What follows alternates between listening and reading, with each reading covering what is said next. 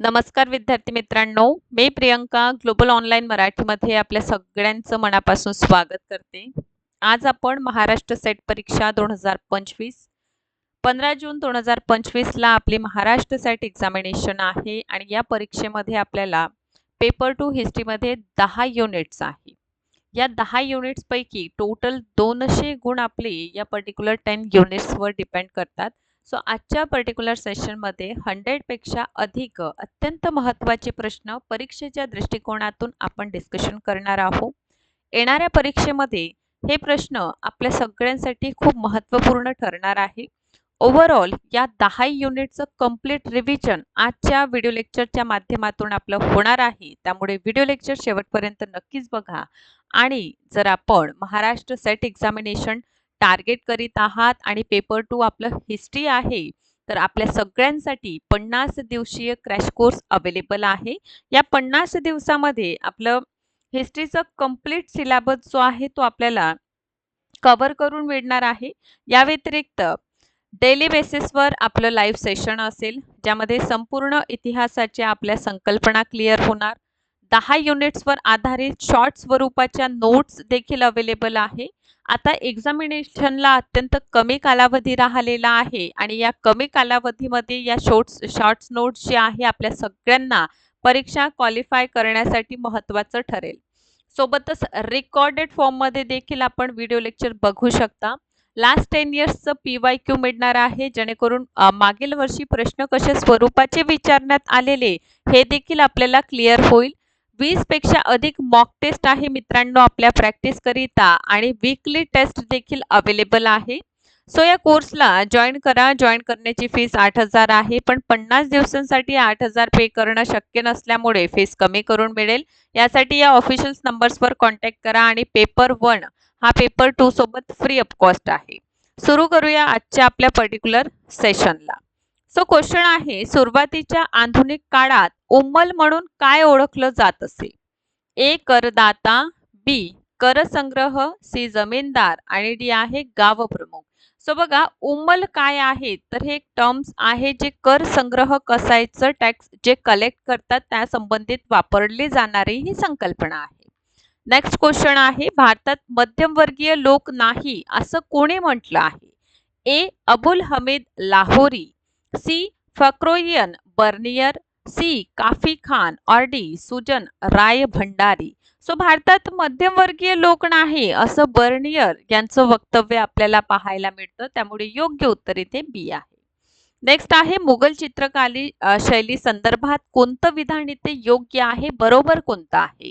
तर पहिला आहे, शाही चित्रकला मुघल शासकांच्या पसंतीने प्रभावित झाली नाही. ब आहे, बाबर यांनी चित्रकलेची कार्यशाला स्थापन केली. सी आहे, दस्तऐवज करणी सर्वात जुनी उदाहरणे हुमायूच्या कारकिर्दीत सापडतात. द आहे, शाही मुघल चित्रकार भारत, पर्शिया आणि मध्य आशियातून होते. आणि य आहे, मुघल चित्रकलेची विस्ताराची जबाबदारी हुमायूनवर होती.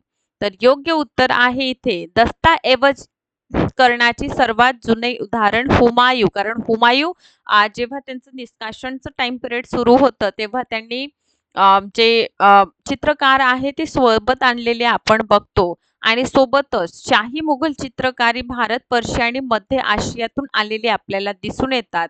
म्हणून इथे योग्य उत्तर आपल्याला दिसून येतं.